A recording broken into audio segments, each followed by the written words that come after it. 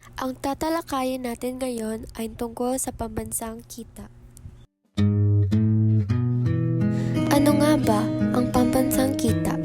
Ang pambansang kita o national income ay ang kabuuang halaga ng mga natapos na produkto at serbisyong nagawa ng isang bansa sa loob ng isang taon.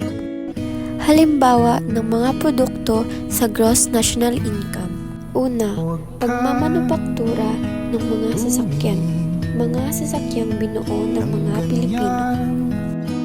Pangalawa, produktong agrikultural.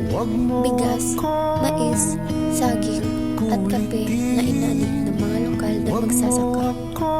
Pangatlo, mga damit at tela. Mga produktong gawa sa mga garment factory. At ang panghuli ay ang pagkain at inumin. Mga naprosesong pagkain ng gawa ng mga kumpatyang Pilipino. Narito naman ang mga halimbawa ng mga serbisyo sa gross national income. Una ay kita ng mga OFW. Ang sahod ng isang Pilipinong nagtatrabaho sa Saudi Arabia o ibang bansa. Pangalawa, serbisyong pangturismo. Kita ng mga hotel, resort at tour guide.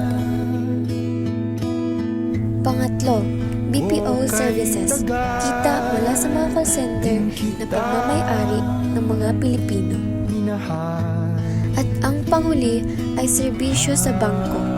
Kita ng mga bangko at insurance companies na pagmamay-ari ng mga Pilipino. Narito naman ang mga halimbawa ng mga produkto sa gross domestic product. Una, industriya. Mga sasakyang ginawa sa mga planta sa Pilipinas. Pangalawa, mga produktong pang-agrikultural, palay, mais at niyog. Pangatlo, mga kagamitan at appliances, mga produktong ginawa ng mga lokal na pabrika. Pangatlo, mga damit at sapatos, mga produktong ginawa sa bansa. Narito naman ang mga halimbawa ng mga serbisyo sa gross domestic product. Una, BPO services, kita mula sa mga call center.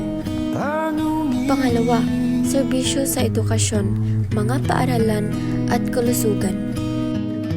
Pangatlo, serbisyong pampubliko, tulad ng mga kalsada at tulay.